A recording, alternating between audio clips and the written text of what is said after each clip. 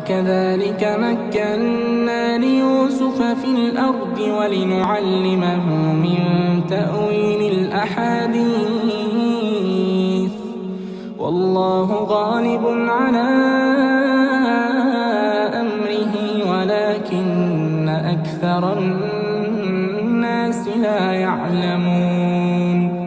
ولما بلغ أشده آتيناه حكما وعلما وكذلك نجزي المحسنين وراودته التي هو في بيتها عن